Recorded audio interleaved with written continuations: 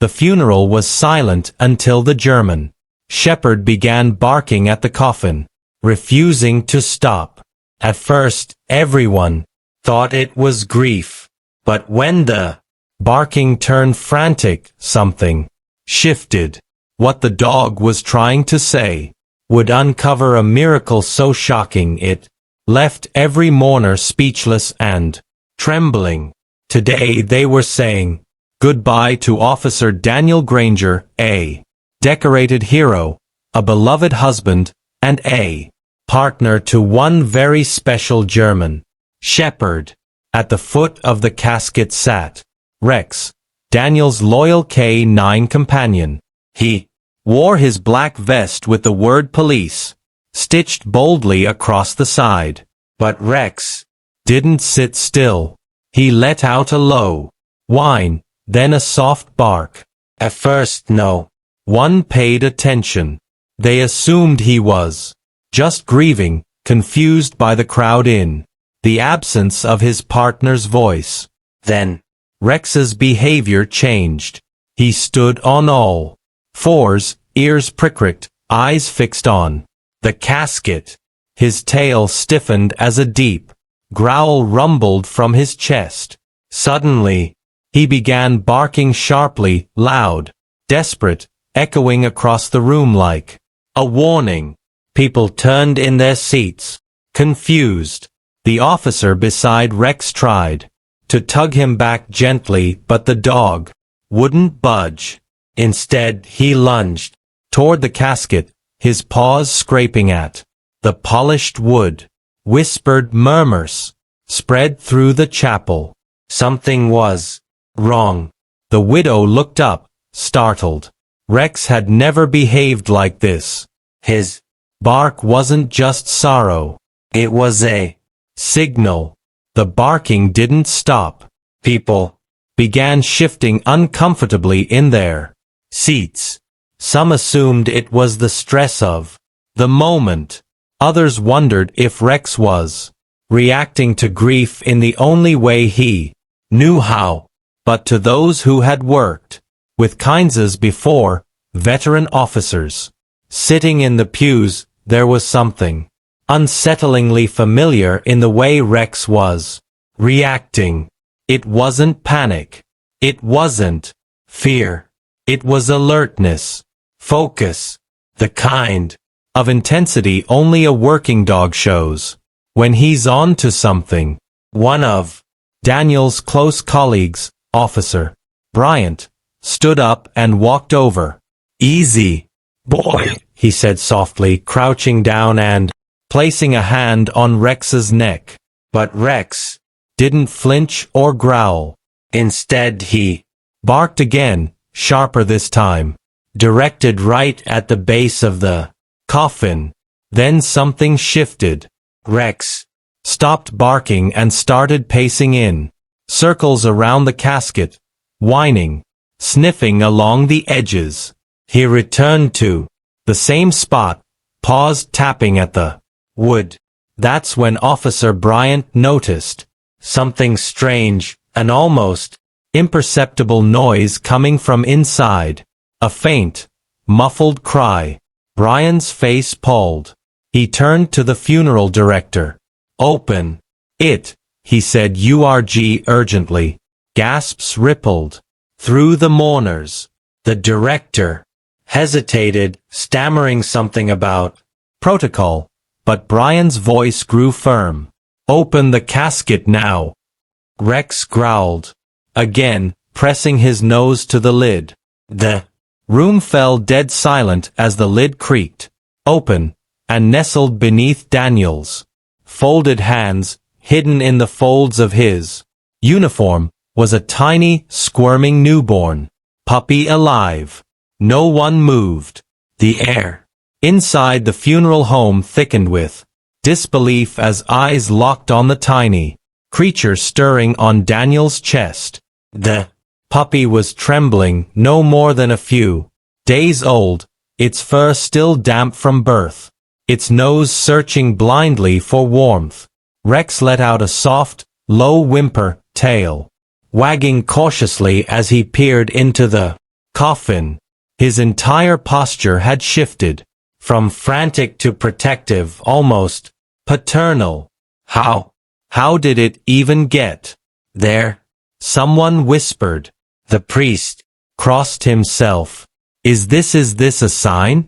But Officer Bryant, trying to steady his shaking hands, leaned closer and gently scooped the fragile pup from the casket. As he did, something slipped from under the edge of Daniel's jacket. A folded piece of paper. Curious and shaken, he picked it up, noticing Daniel's handwriting on the outside. It read, "If anything happens to me, please take care of them." Them, Bryant echoed aloud. Another gas filled the room. Rex, still standing guard, gently nuzzled the infant puppy and let out a bark, not one of alarm, but of confirmation. He wasn't just reacting to grief. He had been trying to protect the pup all along. Daniel hadn't just trained Rex to obey commands. He had entrusted him with something far deeper, loyalty beyond death. And Rex had delivered, leading everyone to a miracle no one would have believed if they hadn't witnessed it with their own eyes. Tears began to flow, but now they weren't just for mourning, they were for wonder. As the guests slowly gathered around, Officer Bryant unfolded the note with trembling fingers. The room had gone completely silent. No more sniffles, no more whispered prayers. All eyes turned to the worn piece of paper that Daniel had left behind, as if it might explain the mystery none of them could comprehend. The letter began simply, "If you're reading this, it means I didn't make it home." Gas echoed through the room. Even the priest stepped back, stunned by Daniel's foresight. "But if Rex is still with you, and if by some miracle she made it too, then please know this wasn't an accident. I knew she was coming. I kept it a secret because I didn't want anyone to panic or try to stop me. Rex and I, well, we've seen things most can't understand, but we always understood each other." Officer Bryant paused, choking on his words. Then continued, "She was born the night I went missing in the cold, alone. Rex didn't leave my side, not even when he had the chance to run. He stayed. He guarded. And when I closed my eyes for the last time, I only hoped someone would hear him bark." The crowd broke down. The puzzle had been solved. The barking wasn't grief. It was a final message, a cry for help, a guardian's alarm. Daniel's final mission hadn't been about himself. It had been about protecting a life he'd barely met. And Rex had made sure that life wasn't forgotten. Later that evening, as the sun dipped low beyond the hills, the puppy lay wrapped in a soft blanket. Inside the precinct's K9 office, a nurse, who had been attending the funeral, confirmed it. Despite the cold, dehydration and hours spent in the coffin, the puppy would survive. "It's a miracle," she whispered, eyes glistening. Rex sat quietly beside the crib, his eyes locked on the tiny bundle. His usual stiffness had melted away, replaced by a calm protectiveness no one had ever seen in him before. Officers passed by, heads shaking in disbelief, some stopping just to sit beside him. This wasn't just a rescue. It felt sacred. Amanda, Daniel's widow, arrived holding the letter tightly in her hand. She crouched beside Rex, tears streaming freely. He knew she whispered. He knew she'd need you. She reached out and gently stroked Rex's head. He leaned into her hand, eyes soft, body still. Amanda looked down at the pup, her voice trembling. She'll grow up knowing who her father was and the dog who saved her life. Bryant stood nearby, watching the scene unfold. He never stopped protecting, he said. Even in death, the department decided unanimously the puppy would stay with Amanda and Rex. She would grow up not only surrounded by love, but with a living piece of her father watching over her.